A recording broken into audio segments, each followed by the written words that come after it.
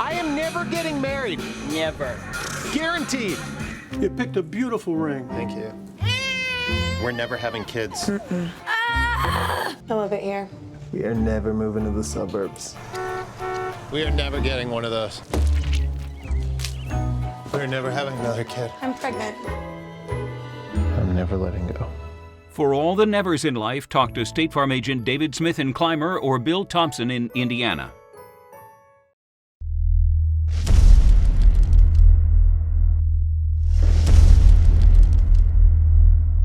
All right, Coach, a 45-0 loss, and nobody likes to do that, but what did you see good out of your team tonight? Well, I think the good part is we had a lot of young guys, freshmen and sophomores, that are playing for us, and they had to go out and compete against a senior-heavy, very experienced, talented football team, and that should make you better in the long run, and that's the positive. And you were going to have some sort of game plan coming in to try to stop their running game. What was the game plan coming in, and how do you think you executed that? Well, you know, really on tape, and we had a lot of tape, they only ran 5 or 6 running plays, if that. It's just a matter of being able to match up physically against their big linemen and really their skill guys. I think their skill guys really block for each other really well, and they're fast and they're elusive, and I think they lead their team. I don't want to say you can pretty much call the play before they run it. That doesn't mean you can stop it. I mean, you still got to get there and stick your nose in and be physical with them and run to the football and make plays. And we just weren't able to match up athletically and come up and do that tonight. What do you say to your kids coming into a game like this? You know you're coming in to play an unbeaten team at their place without your probably best player. What did you say to the guys before the game? Oh, I thought our attitude was good all year. It's kind of been that way all season. You know, we've lost some other kids that started for us, Hunter Rice, Greg Boring, Alden Sink, and then Shamar goes down last week. You know, they're kids. They just want to play the game, and you just step up and play as hard as you can. I thought they did a good job of that.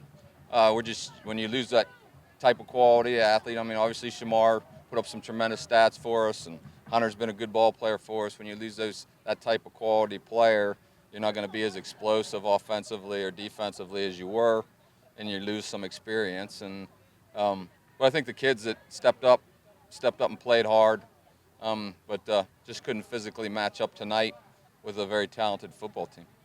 And you have been dealing with the injury bug. Jake Dasher went down tonight. What was that about? Do you have an idea? I don't know. It looks like, you know, I didn't get a chance to talk to the trainer yet, but I have no idea. I'm not going to speculate, but yeah, we've been injury riddled, and unfortunately, it seems like every year that same thing happens to us. I'd love to stay healthy for a year and see what happens, because just about the time where we start to, turn the corner or climb the ladder, or we get a couple guys knocked out and knock us back down the rung. But there'll be a day. I mean, if we treat the game right, the game will treat us right. There'll be a day if we keep plugging along and keep working that that'll change and things will go our way. And we got a lot of young kids with a lot of ability that if they go and work, the future's bright. And we still have a chance to make the playoffs here next week against West Shamokin. I'm sure they're a good football team. I know nothing about them. But we got to find a way to put 11 on the field again, and that's a challenge as a coaching staff every week. We're trying to find 11 healthy bodies to make it work and find a way to win. And that's on us again this week to try to make that happen, and we'll see. We'll do our best job, and I'm sure they'll go out and play their hearts out, and we still got a shot. Yeah, and you said it, you still do have a shot at the playoffs. So what do you take from a game like this moving into next week whenever you know you have a chance, if you win, to maybe get in? Nah, I don't think we can take much away from this other than, it's over with, and just forget about it, get back to work with what we got, and just forget about it and come out and play next week like it's the last one, the only one that ever existed. And that's the mentality, intensity we got to bring to the table next week if we got a shot. Mm-hmm.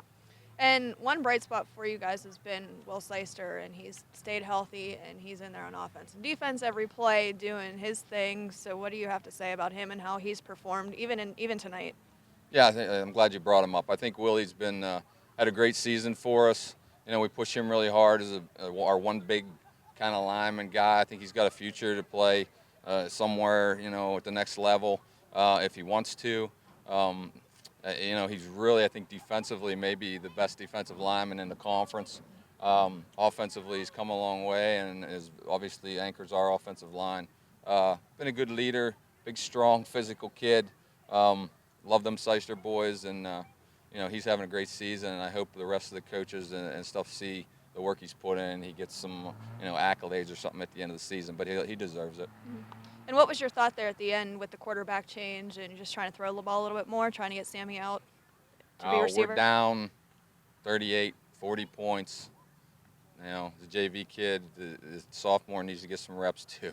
And we're trying not to get anybody else hurt so we can go to the next week and finish the season or have a chance to get to the playoffs. That's the only thought. There's no other thought than just not getting anybody else hurt. All right, Coach, sounds good. All right, thank you.